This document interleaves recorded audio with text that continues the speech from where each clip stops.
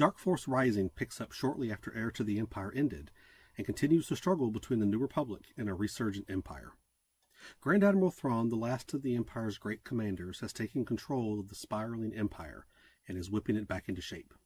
As part of his plan, he discovered the location of one of the Emperor's hidden storehouses under the protection of the clone of a fallen Jedi Master, Jorus C'baoth. After promising C'baoth the opportunity to train his own Dark Jedi, Thrawn set out to unseating the New Republic. Our story picks up as Thrawn's fleet is attacking Myrkr. In the previous book, smuggler chief Talon Karrde, who had been working for the Empire, successfully captured Luke Skywalker and tried to decide what to do with him. In the end, he chose to release Luke to Han and Lando instead of turning him over to the Empire, and Thrawn has come for his revenge. Luckily for Karrde, he had anticipated this retribution and evacuated the base. Instead of fleeing the system before Thrawn's forces arrived, he remained in system to monitor the Imperial activity, hiding behind a sizable asteroid. Unbeknownst to Karrde, Thrawn notices the asteroid and suspects that there might be someone hiding behind it. He orders an interdictor to jump from hyperspace behind them to capture whoever might be hiding there. While waiting, his second-in-command, Force-sensitive Mara Jade, receives a premonition in the Force and orders the ship to evacuate. Karrde's forces jump into action and escape just as the interdictor arrives, narrowly avoiding capture. The smuggler group relocates to one of Karrde's backup bases. Meanwhile, the New Republic is in upheaval back on Coruscant. After the disastrous Battle of Sluis Van, evidence has been uncovered that implicates Admiral Ackbar in treason. He has been removed from his post, and Borsk Phalia has co-opted his position. Han has rushed back to Coruscant to offer whatever assistance he can, but Luke has been delayed at Sluis Van trying to get his X-Wing repaired. On Coruscant, Han is being debriefed about the fiasco at Sluis Van. Han and Leia are also trying to gain whatever information they can about Ackbar. Phalia, to his credit, is leading the investigation slowly and above board, but Han still does not trust the Bothan. After Luke finally makes his way to Coruscant, he begins researching Jorus C'baoth and finds some questionable information about his history, namely that he was an advisor to Senator Palpatine, though several large portions of it are classified. After speaking about Ackbar's situation, Han decides the best course of action is to pursue any oddities in Phalia and his fellow Bothans' actions. He settles on investigating the only planet where the Bothans went out of their way to dedicate forces to defend, Nukov. To his dismay, Leia informs him that she will not be going with him because she must go meet with Kabarak. Han is unable to convince her to not go, but does succeed in getting her to allow Chewbacca to go as an escort to the rendezvous. Luke agrees to go with Han. On Rishi, Karrde's organization is setting up a new base of operations against Mara's better judgment. Karrde assures her that the busy hub of activity will allow them to blend in better. During their discussion, Karrde agrees to tell her about the secret he has up his sleeve. He knows where the Katana fleet, often called the Dark Force, is located. Back before the Clone Wars, a fleet of 200 dreadnoughts was programmed with a unique slave circuit that would allow one ship to control the entire fleet. On its maiden voyage, the entire fleet crew was crippled by a debilitating virus that increased paranoia prior to killing its victims. The insane fleet commander programmed in a random jump and fled into hyperspace before the crew died. Many had attempted to track down the fleet, but to no avail, until Karrde served as a navigator on a smuggling vessel that was forced to make a blind jump to escape pursuers. Upon arriving, Karrde noticed parts of the fleet before they were forced to flee once again. After returning to investigate what he saw, he discovered it to be the lost Katana fleet. Karrde knows Thrawn is desperate for new ships, and Mara advises him to offer the fleet in exchange for forgiveness. While walking around the city, Mara is attacked by a bounty hunter. She successfully fights him off and finds the posting for the bounty on Karrde and the members of the organization. Karrde concludes that Rishi is not safe, and they flee once again. Meanwhile, Thrawn has begun assaulting New Republic supply convoys, demonstrating superb tactics and ruthless efficiency.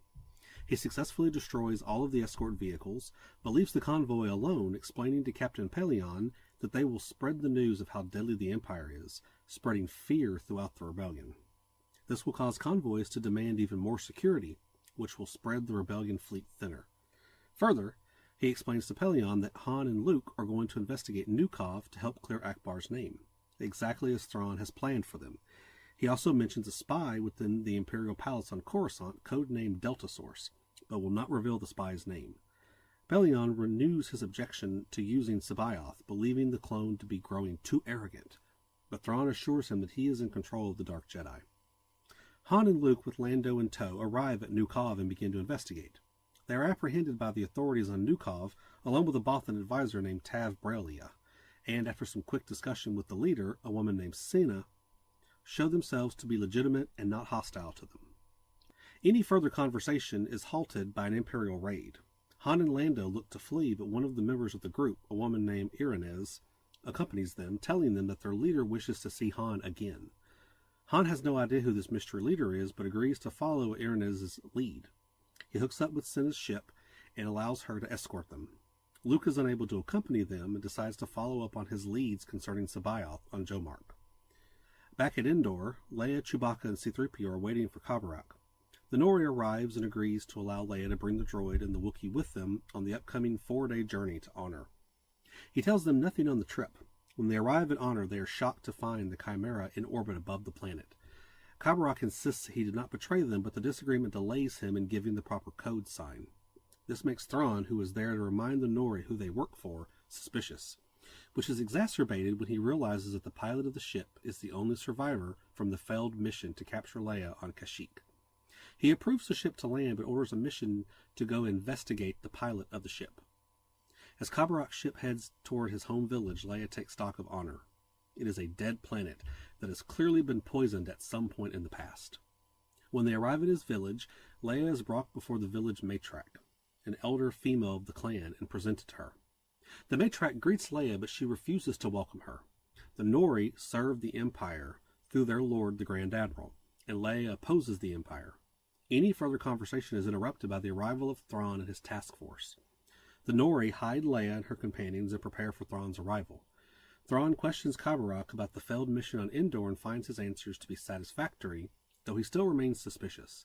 He orders Kabarak's ship to be taken back to the capital city to repair the malfunctions he claimed upon arrival. He tells Pellaeon to have the entire ship searched. Han and Lando arrive at their destination, a place called the Peregrine. They find 3 dreadnoughts in orbit and a well-equipped army on the planet. After landing, Han is taken to see the leader by himself. He recognizes the man but cannot place him. After recounting a story about being questioned by a particularly precocious 11-year-old on Corellia, Han remembers meeting the man when he was a boy. The man is a former Corellian senator, Garm Bel Iblis, and had spoken at Han's school. After Han's pointed question, Bel Iblis decided to follow the boy's career. Han introduces the senator to Lando, and they begin discussing their mission against the Empire. Thrawn and Pellaeon arrive back at the Chimera. The spies watching Nukov sends a report showing that Han and Lando left the planet accompanying a group of rebels that Thrawn is aware of, instead of going to the new planet Thrawn had anticipated them to go to. Pellaeon worries that this rebel group will ally itself with the rebellion, but Thrawn is not so sure. The analysis of Kabarak's ship has come back to show it covered with Wookiee hair.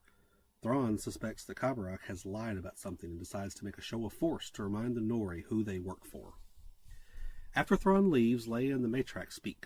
The matriarch explains that years ago, 2 ships fought in the skies above Honor. During the fight, one of the ships crashed and spilled out a chemical that poisoned the entire planet. Afterward, it was the Empire that came to offer assistance. Thinking of the time period, Leia realizes that the battle was between the Empire and the Rebellion, meaning that she and her compatriots are partly to blame for what happened to the Nori. Still, the Empire is using the Nori's misfortune for its own benefit. Despite Leia's successful explanation of the Empire's duplicity, the matriarch is unwilling to act in a way that will divide the Nori and return them to their past warfare. Any further negotiation is interrupted by the sudden return of Thrawn. Leia and her companions are quickly hidden, just as Thrawn and his forces storm in. Thrawn accuses Kabarak of lying and takes them into custody, bombing part of the village to remind them of his ability to inflict pain. The Imperials depart, leaving Leia stranded on the planet with no allies. Meanwhile, Luke arrives at Jomark and lands outside a small village. After landing on the planet, he is met by Jedi Master Jorus Sabaoth. Sabaoth is ostensibly friendly, if not a little awkward. Luke attempts to learn more of Sabaoth's past, but finds the Jedi Master unwilling to reveal too much. Luke also tries to sense the Master's true intentions, and discovers Sabaoth is more powerful than he suspected. Before any further discussion can be had, Sabaoth invites Luke to attend him as he goes down to oversee the people of the nearby village. He finds a general sense of fear and resentment in the village aimed at Sabaoth. The Jedi enter a small house where they find two men in disagreement. Sabaoth hears both sides of the story and pronounces a judgment upon the issue. One of the men is angry and attempts to kill the other, but Sabaoth unleashes force lightning on the man. He is ultimately unharmed, but Sabaoth assures Luke that the pain of his punishment will be a good lesson. Luke begins to feel suspicious about Sabaoth, but decides to remain there to continue investigating the Master. Back at Peregrine, Beliblis is regaling Han and Lando with his group's exploits. Han is enamored by the former senator, but Lando is suspicious of him. Lando eventually forces the conversation to a discussion of the group's loyalties. Beliblis explains that the Bothans have done his group some favors in the past, and now Phalia is expecting Beliblis to repay those favors. He also expresses distrust of Mon Mothma and the power she has in the New Republic. However, before any further conversation can happen, Beliblis is called away by some responsibilities. Han and Lando are taken to their quarters where they argue over the previous conversation. Han wants to give Beliblis the benefit of the doubt, but Lando wonders why he has not joined with the Republic against the Empire, and even goes so far as to suggest that he may be an Imperial plant. As evidence of his point, he refers to the state of the room in which they were speaking to Beliblis compared to the one they have been assigned. According to Beliblis, his group has been very nomadic over the previous 2 years, but the first room was in a structure that had clearly not been moved in some time, and was not in a state for easy evacuation, with decorations scattered about. The room they had been assigned was more akin to something created for quick exit. During the conversation, Lando picks up a cushion from one of the seats, which had been converted from a dreadnought. It is at this point that something catches Lando's eye. The bottom of the cushion is painted blue and gold, something that was never done to the interior of a dreadnought, except in one case, the Katana fleet. Suddenly, the secrecy of their arrival into the system seems all the more suspicious. Han and Lando set out to discover more about the ships Beliblis has. Han and Lando go to investigate the equipment taken from the dreadnoughts in Beliblis' fleet. Lando finds the proof he needs just as Cinna comes to them to ask them for a favor. She briefly explains that Beliblis was among the initial leaders of the rebellion before leaving due to his suspicions of Mon Mothma gaining too much power. Cinna asks Han to convince Mon Mothma to invite Beliblis into the New Republic, which will allow him to save face. Han and Lando speak with Beliblis and tell him they will look into Mon Mothma's actions in exchange for information on the Katana fleet. Beliblis explains that he does not know where the Katana fleet is, but knows the man that does. Back in Honor, Thrawn receives a report that the Millennium Falcon has been found in orbit around Endor. Thinking that Leia might be there to find some secret weapon, Thrawn decides to go there to investigate, leaving Kyberrak with the Nori to be punished. Mara travels to a Brigado Ray to retrieve one of Karrde's ships that was left there by Han and Lando. As she leaves, an Imperial Star Destroyer jumps into the system and corners Mara. Seeing no other option for escape, Mara reveals herself as the Emperor's hand and demands an audience with Grand Admiral Thrawn. The destroyer takes her to Endor to meet with Thrawn. The two verbally spar for a bit before Thrawn shuts her down, revealing that the Emperor had a number of hands besides her. This is devastating to Mara, but she dismisses this for the time being and turns to the point of the matter. Mara decides to broker a trade between Karrde and Thrawn for the Katana fleet in exchange for a sizable sum of credits and the removal of all bounties. Thrawn agrees and releases Mara, but tells Pellaeon that he does not trust Mara anymore. He also orders the Falcon to be brought on board the Chimera to be searched. Back on Honor, Leia and Chewbacca have been biding their time, thinking of their next move. Leia has come to the conclusion that she needs to leave the planet before the pledge of protection that was sworn to her reaches its expiration, and the Nori decide to turn her in for the favor of the Grand Admiral. She explains to the Matrak that she must rescue Kyberrak and flee, which will require her to steal a ship from the main city, Nysto. The Matrak decides to help her, warning that this endeavor will most likely end in all of their deaths. Han and Lando reach out to Winter to get an update on the situation on Coruscant. During the conversation, she mentions a text message sent to her from Luke, requesting that Han and Lando meet him back on Nukov. Upon their arrival, they meet Farrier, a ship thief who had assisted Han and Luke back during their initial visit to the planet. Upon leaving, Farrier was captured by Thrawn and forced to find the location of the Katana fleet. He offers to put Han and Lando in contact with the man who knows where the ship is in exchange for a finder's fee. Han and Lando refuse, and during the haste of trying to convince them, Farrier lets Thrawn's name slip. Han and Lando leave, reasoning that the whole thing was a charade to disguise the placing of a tracker on their ship. They find the tracker and decide to jump to a different system, place the tracker on a different ship, and then continue on their way. Back on the planet, Farrier speaks to a mysterious, nearly invisible figure who assures him that they will not find the second tracker placed on the ship. Mara arrives back at Card's base and lands. She begins to explain to Card what delayed her, but she is interrupted by the sudden appearance of the Chimera and a full Imperial assault force. They quickly take the planet and capture Card and his employees. Mara is brought to speak with Thrawn. She attempts to attack him, but Ruck prevents her. Thrawn tells her that if she does not cease her attack, she will be turned over to Jarus Sabayoth to be manipulated into one of his underlings. After realizing the hopelessness of her situation, she relents.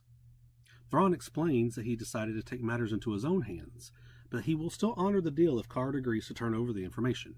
He also offers Mara a position in his new empire, which she accepts. She inquires about Sabayoth, and Thrawn explains who the Mad Jedi is and what he intends to do to Luke and Leia. He releases her, and she returns to the planet to find a few of Card's men who have evaded capture thus far. She explains that she did not betray Card and that she intends to rescue him. She takes a faster ship and an Isalamiri and sets out for Jomark, intending to ask for Luke's help. Mara arrives at Jomark and enters the atmosphere. As she nears the ground, rocks propelled by the Force rise up and are hurled at her ship. She takes evasive actions and is able to escape the attack, but her ship does sustain some damage. She lands and finds Luke's X-Wing and R2, who directs her to where Luke is. She finds Luke, who has been spending time with Sabayoth presiding over disputes between the villagers, and asks him to help her.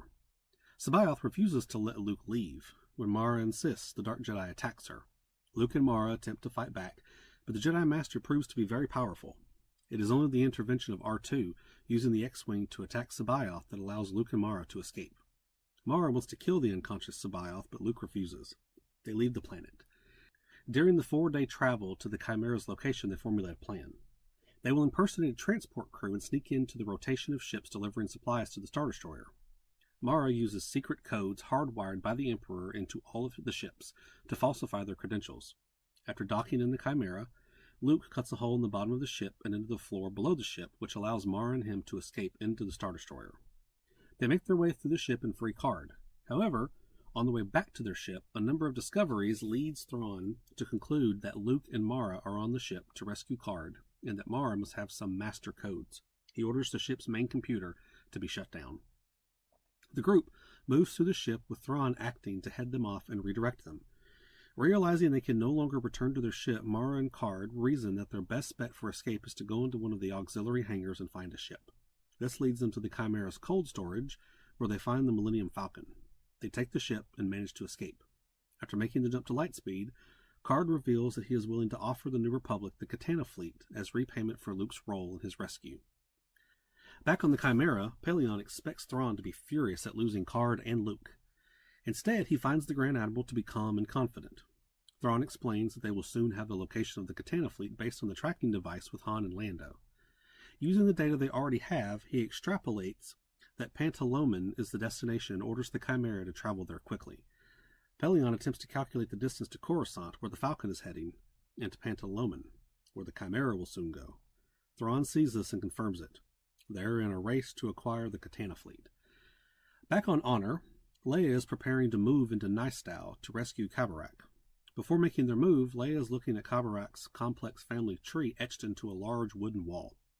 The Matrak comments upon all the lost members of her clan, mentioning that she has lost all 4 of her sons in service to the Empire. This strikes Leia as odd because she had assumed Kabarak was one of her sons. When she asks about this, she is told that he is the Matrak's grandson, meaning the battle in the skies above Honor had occurred over 40 years ago during the Clone Wars, meaning the rebellion had had nothing to do with the planet's poisoning. She tells Chewie to test the only plant that grows on the planet and informs the Matrak that she intends to address all the clan leaders. In Nystau, Leia goes before the clan leaders. At first, they attempt to arrest her in order to hand her over to Thrawn, but a demonstration of her Force abilities causes them to grant her an audience. She explains to them that the Empire has been poisoning their planet with the grass that grows on their planet in order to trick them into thinking it is offering help. She shows them the analysis, as well as how easily it is to kill the plant. The Nori realize the Empire is their enemy and dismiss Leia to decide their next actions in private. Leia enlists Kabarak to take her back to Coruscant in order to procure more of the treatment for the poison plant. Han and Lando arrive at a luxury gambling ship at Pantaloman to search for their contact. They happen upon Farrier, who has beaten them there. Han is ambushed by a Defil, a creature with a chameleon-like ability, who works with Farrier, the same one who put the second tracking device on their ship. During their discussion, the Chimera arrives and begins attacking the ship. Han and Lando manage to escape, but Thrawn captures Hoffner, the captain of the ship that Karrde worked on when he discovered the Katana fleet. Han and Lando rush back to Coruscant. Luke, Han, and Leia all arrive at Coruscant at roughly the same time and go before the New Republic Council. Karrde presents his offer for the Katana fleet, with Han substantiating his claim that the fleet has been found. They are all shocked that Phalia opposes the pursuit of the fleet, claiming that it could be a trick hatched by the Grand Admiral to occupy New Republic resources. After considerable back and forth, they all agree to send a tech team the next morning to investigate. After the meeting, Karrde asks Leia to give Mara a ship with which she can go to Karrde's people and coordinate a team to help acquire the fleet. He knows that Thrawn is on the verge of breaking Hoffner and locating the location of the fleet. He tells Leia to put together a team as quickly as possible and he will give them the fleet's location. Luke and Han commandeer Rogue Squadron and set out to find the fleet. After they leave, word spreads of what they have done. Phalia, furious at being outmaneuvered, readies a ship of his supporters and pursues them with Leia and Karrde in tow. Luke and Han's task force arrives and finds the dormant fleet. They board one of the dreadnoughts and find it is the flagship Katana. Sometime later, Phalia's ship arrives. He declares Luke and Han to be under arrest and orders Rogue Squadron to stand down. The confrontation is about to come to a head when a Star Destroyer, the Judicator, arrives. The ship launches TIE fighters to engage Rogue Squadron. Phalia orders his own ship to withdraw despite Leia's pleas to not abandon Luke and Han. Karrde explains that Phalia has loaded all of his supporters on the ship and cannot bear to risk losing any of them in battle. He secretly activates the comm and goads Phalia into revealing his true feelings about those in the military. He sees them as expendable resources he can use to achieve his own goals. The captain of the ship has Phalia confined to his quarters and prepares to engage the Judicator. A short jump away from the system, the Chimera monitors the battle. The Judicator requests reinforcements and Thrawn orders the Chimera to assist. However, a Lancer ship, commandeered by C'baoth using only the Force, arrives and demands an audience with Thrawn. The Grand Admiral directs another ship to assist the Judicator, reasoning that they should respect their Dark Jedi ally. Balion mentions that it is worrisome that C'baoth has the power to take over an entire ship. Thrawn seconds this concern and states that it might be time to reconsider their agreement with the Dark Jedi. A battle ensues over control of the dreadnoughts, with the two sides fairly evenly matched. Despite the best effort of the X-Wing squadrons, one of the Imperial boarding party ships makes it to the Katana. Luke, Han, and Lando, along with the tech team, are forced to do all they can to oppose the Imperials trying to take control of the dreadnought. The balance of force is shifted, however, when Karrde's small fleet arrives. This momentary advantage for the New Republic is short-lived as the second Star Destroyer arrives, tipping the scales back toward the Empire. The situation grows dire until a third force, 3 dreadnoughts, arrives. Garm Beliblis announces himself, stating that Han had invited him to the battle. The new arrivals help the New Republic, but they are still not able to overcome the might of 2 Imperial Star Destroyers. The New Republic fighters have suffered losses, Beliblis' forces have been battered, and the Katana has been neutralized. Mara, who had been piloting a Z-95 in the battle, was forced to eject and is thought to be lost. Karrde tells Leia that they need to get the team off the Katana as quickly as possible and leave. Leia is unwilling to let the Katana fleet fall into Thrawn's hands so easily, but Karrde reveals bad news to her. He has done a scan of the system and found that only 15 of the original 200 ships remain. It seems that Thrawn was able to break Hoffner faster than Karrde suspected, and has already made off with a large majority of the fleet. Leia takes comfort in the fact that it will take Thrawn a while to recruit and train the personnel to operate that many ships. Back on the Katana, Han tells Luke that they are in trouble, and escape will most likely be impossible. Luke tells him to think of something, and suddenly an idea occurs to Han. He uses the slave program it installed on all the dreadnoughts to activate one near the second Star Destroyer. He directs the dreadnought toward the Star Destroyer and rams it into the Imperial ship. Seeing that the battle has been lost, the captain of the Judicator orders a retreat. Back on the Chimera, Thrawn is angry at C'baoth's interruption. The Jedi declares that he is tired of Thrawn's unkept promises. He announces that he is taking over the Mount Tantus project, much to Thrawn's chagrin, and declares that his role in the Empire is about to change. C'baoth declares that they need to discuss the new setup for the Empire. Back on the Katana, Han makes an alarming discovery and calls for Luke to come see it once he's finished locating Mara's ejector pod seat. They have searched the dead Imperials and discovered that the men are all identical clones. Thrawn has discovered a cache of Sparty cloning cylinders and has created a whole crop of clones to operate the ships he stole. The fleet will be operational much sooner than they had assumed. The book closes on a somber note. Thrawn has a war-shifting amount of ships and the crew to operate them. The Empire is resurgent and is on the move. The New Republic, still in a fragile state after establishing its legitimacy, is on the verge of shattering. It really sets up nicely for the final installment. Dark Force Rising is fast-paced and action-packed. There's not a whole lot of downtime, with only a few places of quiet conversation between characters sprinkled throughout the book. The expansion of the lore about the formation of the rebellion is a welcome addition to the story and sets up nicely for the next book. As with Heir to the Empire, I'll save my thoughts of the overall trilogy until the end, but suffice it to say this book is really good. If for some reason you've never read it, I highly recommend giving it a read along with the other two installments of the trilogy. We'll close out the trilogy and reach the halfway mark of the Resurgent Empire era next time with The Last Command. Thanks for watching.